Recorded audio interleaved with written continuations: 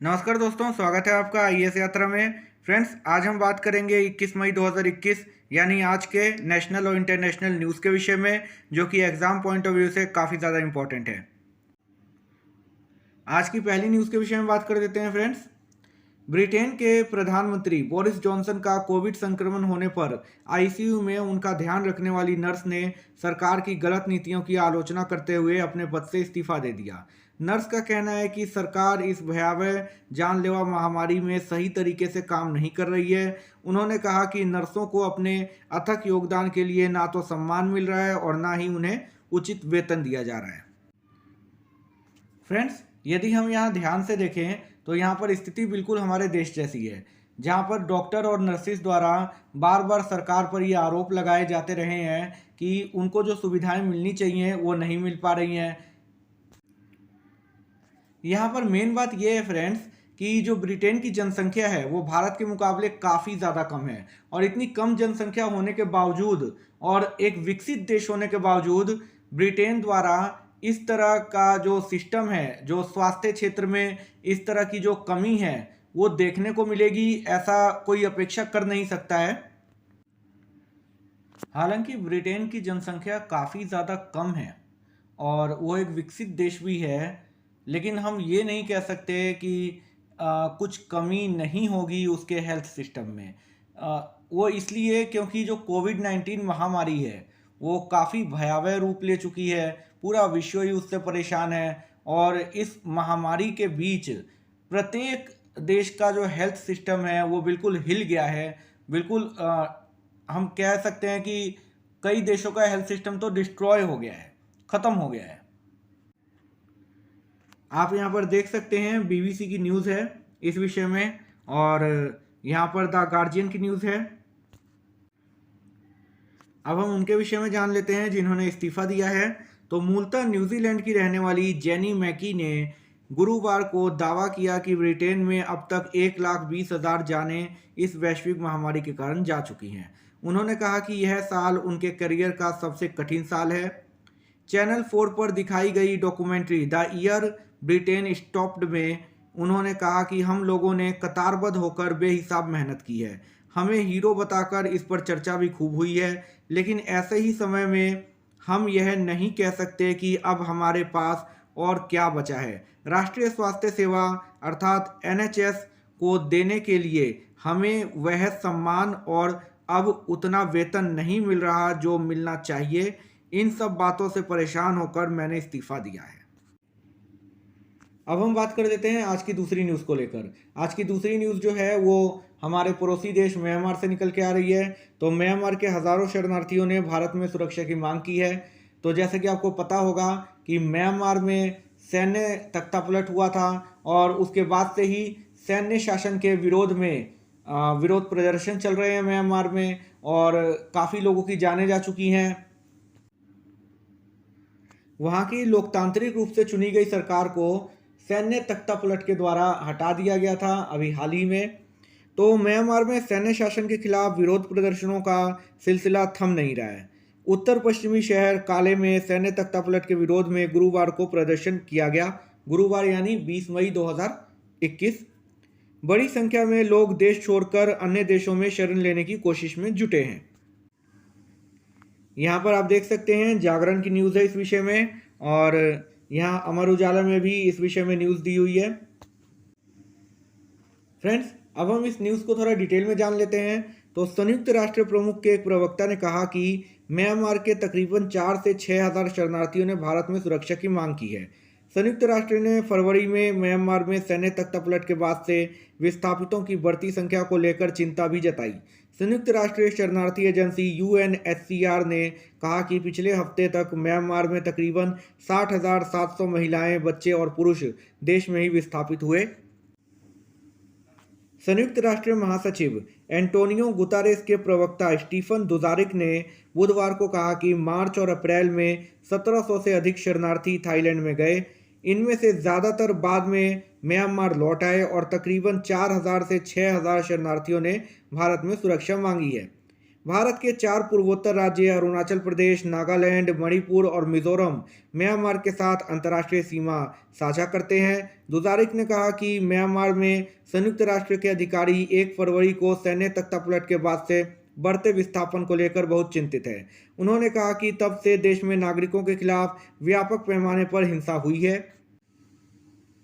Friends, यहाँ पर आपको ये याद रखने की ज़रूरत है कि भारत के कितने राज्यों की जो सीमा है वो म्यांमार के साथ लगती है। आज की तीसरी न्यूज़ है इजराइल पैलेस्टीन सीज फायर। तो अमेरिकी दबाव में इजराइल को झुकना पड़ा और नेतन्याहू 11 दिनों से गाजा पट्टी में जारी संघर्ष विराम को तैयार हो गए हैं। तो 10 मई से जो इजराइल और फिलिस्तीन के बीच संघर्ष चल रहा था, अब उस पर विराम लगने वाला है। अब हम इस न्यूज़ को थोड़ा डिटेल में जान लेते हैं। अमेरिका के दबाव के आगे इजराइल को झुकना पड़ा है और वह 11 दिनों से गाजा पट्टी में जारी अपने सैन्य अभियान को एक तरफा रूप से रोकने के लिए तैयार हो गया है। उधर अमेरिका में व्हाइट हाउस के प्रेस सेक्रेटरी जेन साकी ने इस घटनाक्रम को उत्साहजनक करार दिया है। इजरायली मीडिया के मुताबिक प्रधानमंत्री बेंजामिन नेतन्याहू की अध्यक्षता में हुई सिक्योरिटी कैबिनेट की बैठक में इस फैसले को मंजूरी प्रदान की गई। याद दिला दें कि हमास के एक शीर्ष कमांडर ने शुक्रवार तक संघर्ष विराम होने की उम्मीद जताई थी।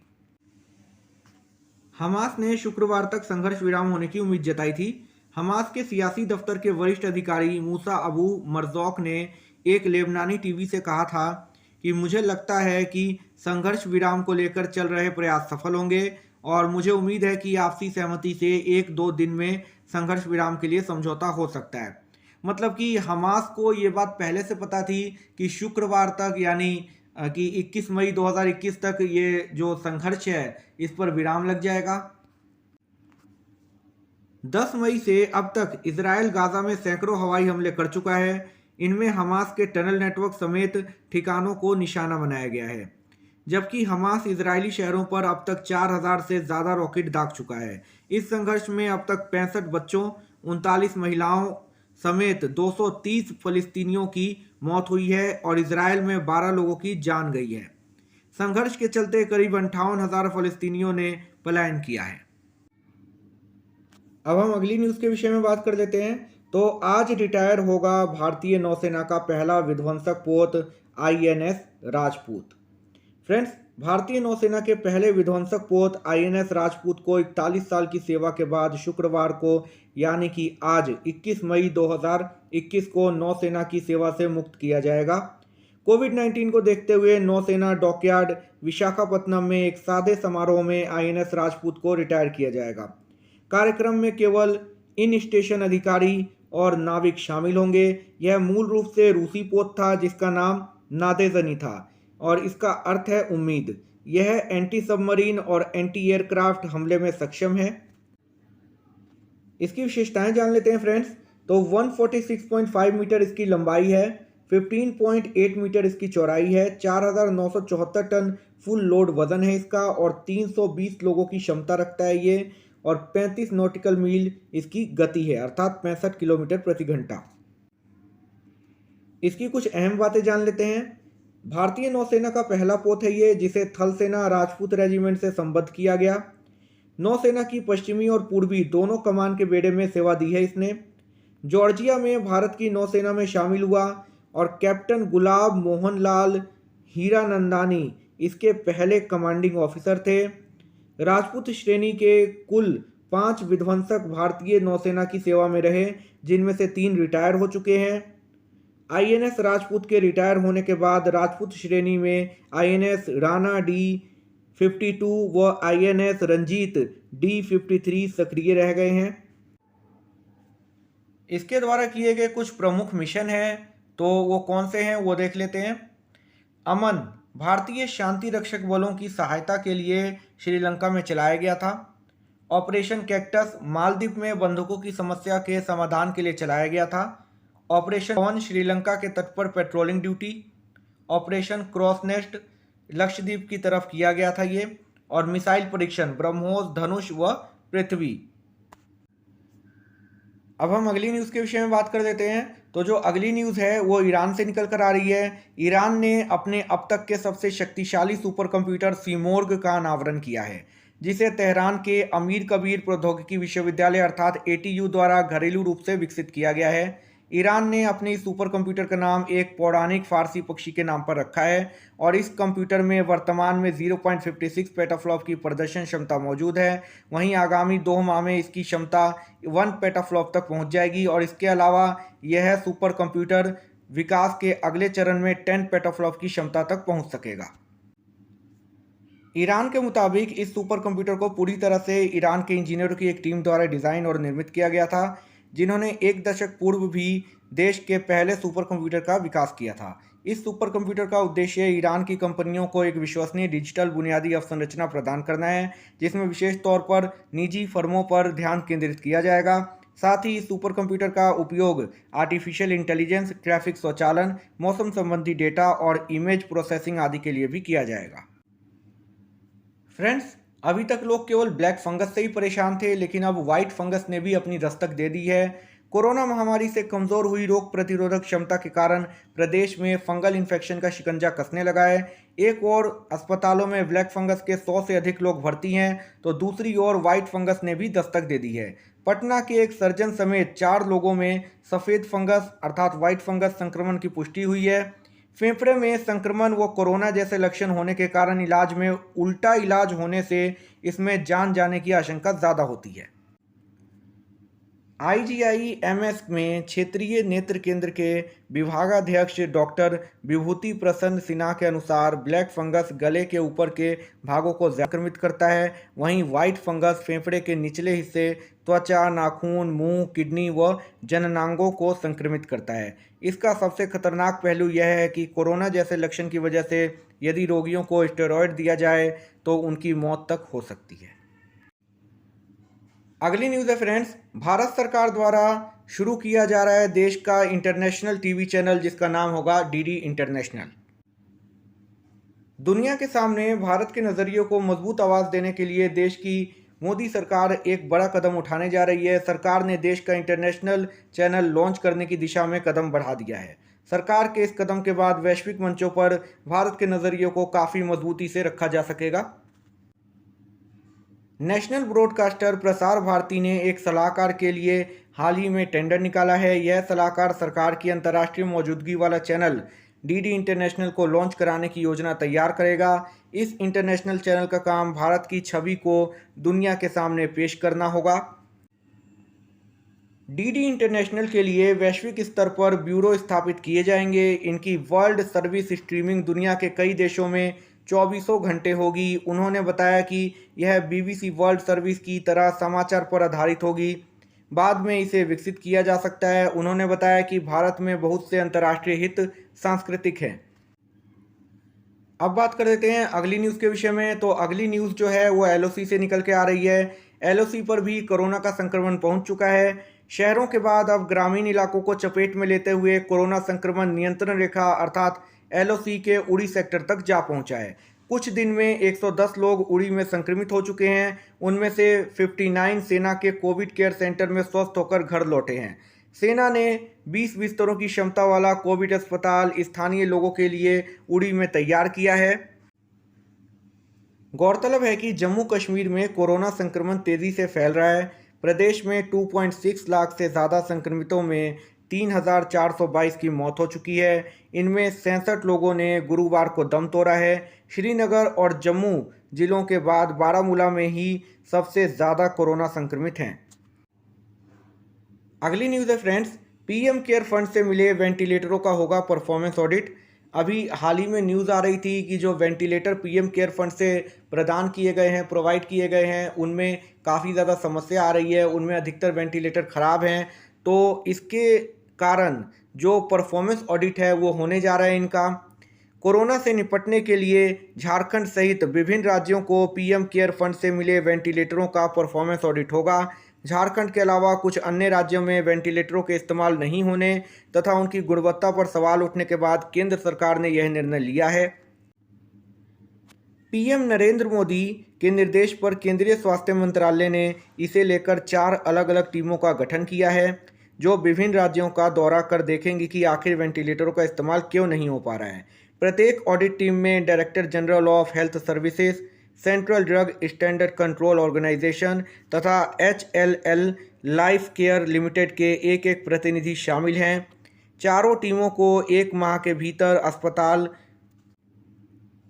वार विस्तृत रिपोर्ट देने के लिए कहा गया है।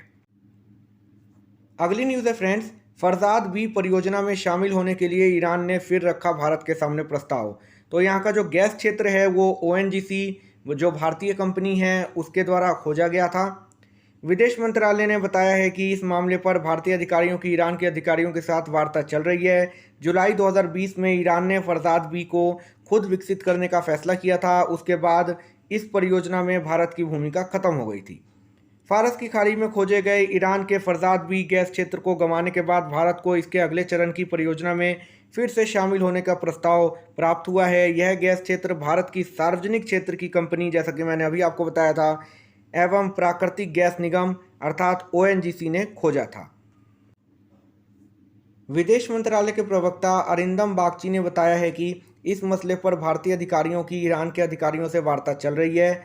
जुलाई 2020 में ईरान ने फरजाद बी को खुद विकसित करने का फैसला किया था। इसके बाद इस परियोजना में भारत की भूमिका खत्म हो गई थी, लेकिन फिर एक बार ईरान ने इस परियोजना में शामिल होने का भारत के सामने प्रस्ताव रखा है। ONGC की सहयोगी इकाई ONGC विदेश लिमिटेड ने 2008 में फारस की खाड़ी में इस गैस क्षेत्र की खोज की थी।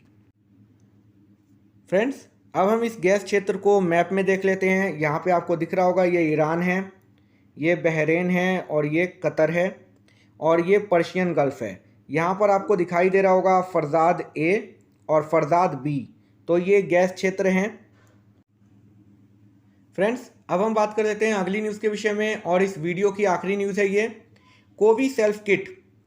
अब घर बैठे कीजिए 2 मिनट में कोरोना की जांच और 15 मिनट में ही मिल जाएगी रिपोर्ट। तो ये कोवी सेल्फ किट क्या है और ये कितने की है और इससे किस प्रकार से व्यक्ति अपना कोरोना टेस्ट कर सकता है खुद अपने घर पे, वो देख लेते हैं। इसके ज़रिए घर में ही नाक के ज़रिए जांच का सैंपल लिया जाएगा। इस किट का इस्तेमाल कोरोना के हल्के लक्षण या संक्रमित व्यक्ति के संपर्क में आए लोग कर सकते हैं। इस टेस्टिंग किट को पुणे की माई लैब डिस्कवरी सॉल्यूशन लिमिटेड ने तैयार किया है। आप यहाँ देख सकते हैं जो कोवी सेल्फ किट है उसमें ये चीज़ें आपको प्राप्त होंगी और इस प्रकार से आपको नाक के ज़रिए जांच का सैंपल लेना है। फ्रेंड्स, यहाँ पर आप देख सकते हैं कुछ इस प्रकार के पैकेट में आपको ये कोवी सेल्फ किट प्राप्त होगी और ये इंडिया की पहली सेल्फ टेस्ट किट है कोविड-19 के लिए। कोरोना संकट के बीच भारतीय चिकित्सा अनुसंधान परिषद अर्थात ICMR ने एक अहम फैसला किया है। उसने एक ऐसी जांच किट को मंजूरी दी है जिसकी सहायता से लोग घर बैठे केवल 2 मिनट में कोरोना की जांच कर सकेंगे। कोविसेल्फ नामक इस किट से 15 मिनट में जांच रिपोर्ट मिल जाएगी।